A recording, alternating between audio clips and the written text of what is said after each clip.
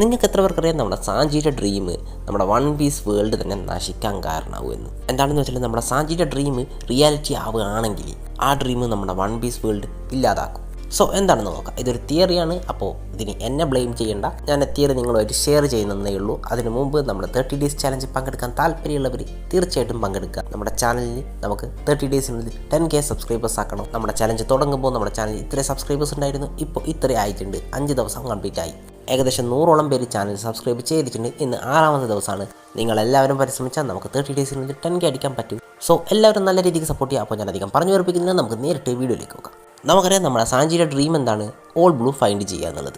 പക്ഷേ നമ്മുടെ one piece വേൾഡിൽ എല്ലാവരും പറയുന്നത് പോലെ തന്നെ ഈ ഓൾ ബ്ലൂ എന്ന് പറയുന്ന സംഭവം ഒരു ഫാൻറ്റസി മാത്രമാണ്. അങ്ങനെ ഒരു സംഭവം ഇപ്പോൾ എക്സിസ്റ്റ് ചെയ്യുന്നില്ല. നമ്മുടെ സാഞ്ചിക്ക് അത് ഇപ്പോഴുള്ള അവസ്ഥയിൽ ഒരിക്കലും കണ്ടുപിടിക്കാൻ പറ്റില്ല. ഇനിയിപ്പോൾ ഈ ഓൾ ബ്ലൂ എന്താണെന്ന് അറിയാത്തവർക്ക് വേണ്ടി ഞാൻ പറഞ്ഞുതരാം. നമുക്കറിയാം നമ്മുടെ വൺ പീസ് വേൾഡിൽ കടലിനെ 4ആയി തിരിച്ചിട്ടുണ്ട്. ഈ 4 കടലുകളും ഒന്നു ചേരുന്ന സ്ഥലമാണ് ഓൾ ബ്ലൂ. പക്ഷേ ഇപ്പോൾ നമ്മുടെ വൺ പീസ് വേൾഡിൽ അങ്ങനെ ഒരു സ്ഥലം എക്സിസ്റ്റ് ചെയ്യുന്നില്ല. ഇതിനുള്ള മെയിൻ കാരണം റെഡ് ലൈനാണ്. ഇനി നമ്മുടെ സാഞ്ചിയുടെ ഈ ഡ്രീം സത്യമാവണമെങ്കിൽ 2 പോസിബിലിറ്റീസാണുള്ളത്. അതിലൊരു പോസിബിലിറ്റി നമ്മുടെ വൺ പീസിൻ്റെ ഫൈനൽ വാറിൽ ഈ റെഡ് ലൈനിൽ നമ്മുടെ ലൂഫി തകർക്കണം. ചില തിയറിയിലൊക്കെ പറയുന്നത് കണ്ടിട്ടുണ്ടായിരുന്നു ഈ റെഡ് ലൈനിൽ നമ്മുടെ ലൂഫി തകർക്കുകയും നമ്മുടെ ഫിഷ്മാൻ ഐലൻഡിനെ സർഫസിലേക്ക് കൊണ്ടുവരികയും ചെയ്യുമെന്ന്.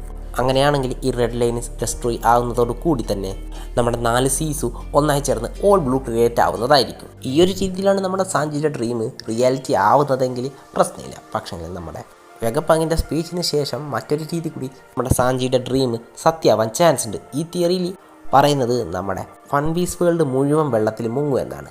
സോ ആ ടൈമിൽ നമ്മുടെ വൺ പീസ് വേൾഡിലെ എല്ലാം മുങ്ങുന്നതായിരിക്കും. അതിനുശേഷം നമ്മുടെ വൺ പീസ് വേൾഡ് മുഴുവനായിട്ടും വെള്ളം കൊണ്ട് നിറയും. ഇതോടുകൂടി നമ്മുടെ ഓൾ ബ്ലൂ അവിടെ ക്രിയേറ്റ് ആവുന്നതായിരിക്കും. കാരണം എല്ലാ കടലും അവിടെ ഒത്തുചേരും.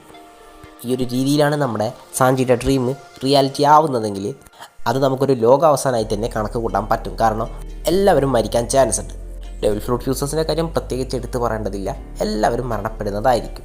എന്നാൽ ചില തിയറിയിലൊക്കെ പറയുന്നുണ്ട് നമ്മുടെ റെഡ് ലൈന് മുങ്ങില്ല, അതുകൊണ്ടാണ് സെലസ്റ്റിയൽ ഡ്രാഗൺസ് അതിൻ്റെ മുകളിൽ അവരുടെ പാലസ് പണിതെന്നൊക്കെ പറയുന്നുണ്ട്. പക്ഷേങ്കിൽ അതും എത്രമാത്രം ഉറപ്പുണ്ടെന്ന് പറയാൻ പറ്റില്ല. കാരണം നമ്മൾ കണ്ടിട്ട് ഒട്ടുമിക്ക സെലസ്റ്റിയൽ ഡ്രാഗൺസും തലയിൽ ഒരു ഹെൽമെറ്റ് ഇടുന്നുണ്ട്. ഒരു പക്ഷേ ഇത് വെള്ളത്തിൽ നിന്ന് രക്ഷപ്പെടാൻ വേണ്ടിയിട്ടുള്ളതാണെങ്കിലോ അവർക്ക് ഉറപ്പുണ്ടാവില്ല നമ്മുടെ മെറീജോ വെള്ളത്തിൽ മുങ്ങോ ഇല്ലയോ. അതുകൊണ്ടായിരിക്കും ചിലപ്പോൾ അവർ ഈ ഹെൽമെറ്റ് ഇടുന്നത്.